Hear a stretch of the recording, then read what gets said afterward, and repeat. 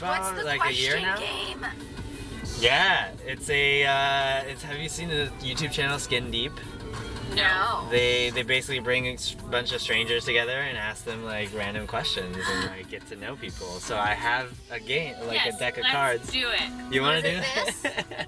Yeah. So it's the box back there. What's this game? Yeah, you know it. Do you want to play it? It just has a bunch of random questions that help kind of spark great conversations. Oh, you can see my beautiful ass from here too? Yeah. Okay. Yeah. Oh, okay. Yeah, just kidding. Alright, ready guys?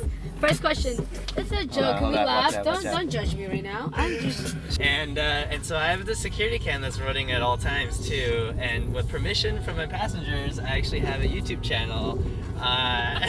So is it okay? Is it okay if I use your footage? All of your guys' footage? You can say no. There's no pressure. I don't care. So I just ask these questions. But I would like an oral, like a yes for everybody. I am okay Yeah. with it. I'm fine with it. Sweet. Yes. Okay. Let me Awesome. put on my chapstick. That is going to affect my answers. Yeah, thanks for the heads up. Yeah. Exactly. Yeah. When thinking of the past, is it nostalgic or painful? Why? Oh. The initial reaction was nostalgic for me, and it was because I'm very close with my brothers, and when we were kids, you know, we used to play with like our teddy bears and pretend that they had like superpowers and like had a whole storyline around it, and My sister and I did the same thing. yeah, Yeah. that was what's nostalgic for me. Cool. All right, this is great. What do you love most about your friends? I love their like spontaneity, and just the fact that we're like always on the same page, and we're always enjoying each other's company when we are together. And another group, I love their just adventurousness, a sense of adventure, and just being able to explore. Okay. And then love curiosity and patience with that. You know, like able to sit and really ask questions or really listen. Curiosity is a really important skill. It's actually a really strong signifier of like good mental health. Because if you're dealing with like a lot of distress and trauma and stuff, you don't really have the luxury of being curious. True, yeah. And like, so if someone is able to be curious, then that's a really good sign. It doesn't mean they don't have problems. I'm not trying to sugarcoat things, but it is helpful if people can have curiosity. It's sort of like in the hierarchy of intellectual capacities, it kind of shows that you have your basic needs met, so you can like expend energy on being thoughtful and curious and playful. And that kind of makes sense, right? Like if you don't feel like you have kind of your metaphorically cup full, you know, it's hard to invest into that within others. Yeah, I think I love the fact that my friends, I think what you said, spontaneity is really big. Yeah. I also think I really love that they tell me what I need to hear sometimes. Ooh, when do you feel the most loved? When I'm being listened to, like truly. Like a lot of people will listen and then they'll just be like, okay. But like when someone like listens and like absorbs my problems and not like tries to give like feedback on something, but more like just listen and is there for me to like be comforted by. Yeah. That's when it makes me feel like they truly care about me. No, I love that. I think that's a rare skill for a lot of people. It is. When was the last time you cried and why? Probably like 5 minutes ago. Seriously, same. We were playing Odds Are at the bar, Oh. and I made Ashley like pick up an onion that was just like sitting out. And, Why was there an onion at a bar? They had all their produce like sitting out. What? So I grabbed an onion and like brought it back to the table, and then she got yelled at by the staff. No, she was just like very confused as to what I was doing. She was just like, "Can I have my onion back?" So when do you lie to people and why? to be honest, I've been trying to be extremely mindful about Lying? telling even like small white lies or anything like that. But at the end of the day, I realize now if I lie to people, it's because I don't want to hurt your feelings, and that's the only reason. Outside of that, I don't care to lie. Okay. We're going that way. I mean, I rarely lie. I lie if our history I'll pick it up, I promise. tells me that like me telling the truth gets you upset, then I'm gonna just start lying. But I don't lie at the beginning. I'm very brutal about it. As far as dating, I used to be very blunt about everything and tell you the truth and the whole truth. But I'm learning now that like your partner doesn't need to know everything about you, because some of this shit is gonna bother them longer. Exactly. And when you don't even think about it, you don't care about it at all. So now I'm trying to like tell the whole truth, but not the whole truth. Yeah, exactly. All right. No, sometimes there's too much information. Right. that TMI is a real thing. Yeah. Okay, we're very protective people here. Okay, describe the moment you felt most alive. Oh, that's a hard one. So, my phone died, and I got lost in the streets of Florence. And I just made friends with like these locals. Yeah. And like, it was a completely different experience than like what I have ever had in my whole life. Where I was just like, this is what life used to probably be like. Where you're, you know, just connecting with random people that you have no idea who they are or what they do. But you become friends anyways. It was awesome. That's beautiful. Describe what you'd like to have happen at your funeral. Whoa, okay. Wow, I never really thought about this. I'd say I'd just at least have, you know, all of my loved ones there. Just be able to be the kind of connecting guide or connection between others, and hopefully be able to leave something behind that they could live happier and more peace and with more peace. Yeah.